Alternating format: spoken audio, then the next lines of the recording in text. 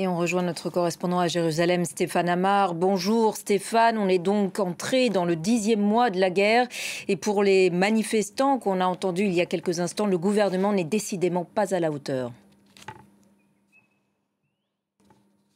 Oui, absolument. Il y a plusieurs types de réactions par rapport à cette crise des otages en Israël. Il y a ce qu'on vient d'entendre, bien sûr, cette colère qui se manifeste très régulièrement. On a dit des reportages et très tôt ce matin, les manifestants ont bloqué le boulevard périphérique de Tel Aviv, les grands axes qui mènent à Haïfa dans le nord du pays. Ils reprochent, on l'a entendu, au gouvernement israélien de ne pas faire ce qu'il faut pour obtenir la libération des otages.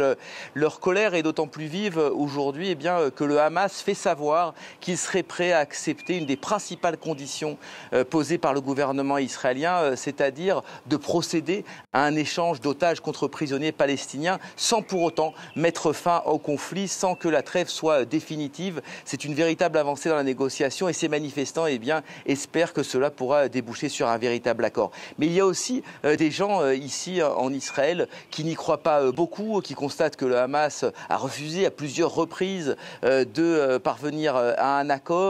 Ces gens-là aussi savent qu'une bonne partie des otages qui sont du Hamas sont déjà morts et donc reviendront dans des cercueils. Et puis enfin, il y a une partie de l'opinion israélienne qui tout simplement refuse ce principe de la négociation avec le Hamas, qui pense que seule la pression militaire fera céder le mouvement islamiste et que pour obtenir la libération des otages, il faut aller jusqu'au bout. Donc je dirais qu'il y a un conflit dans la société israélienne autour de cette question des otages.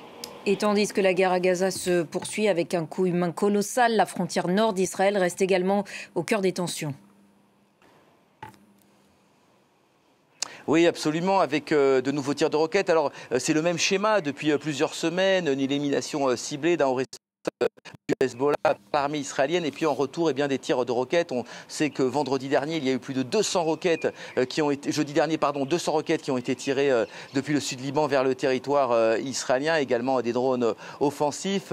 Ce matin, nouveau round d'affrontement avec une élimination ciblée au Liban, très profondément à l'intérieur du territoire libanais et en retour des tirs de roquettes moins fournis mais tout de même qui ont fait 4 blessés dont 2 citoyens américains. La tension reste extrêmement vive. Il se murmure ici qu'Israël préparait une offensive de grande ampleur pour faire cesser ces tirs de roquettes, même si le gouvernement israélien l'a dit à plusieurs reprises, la porte de la négociation reste ouverte. La condition posée cette fois-ci, c'est que le Hezbollah se range à la résolution de l'ONU de 2006 et se retire derrière le fleuve Litani qui est situé à une trentaine de kilomètres de la frontière israélienne. Merci beaucoup Stéphane depuis Jérusalem.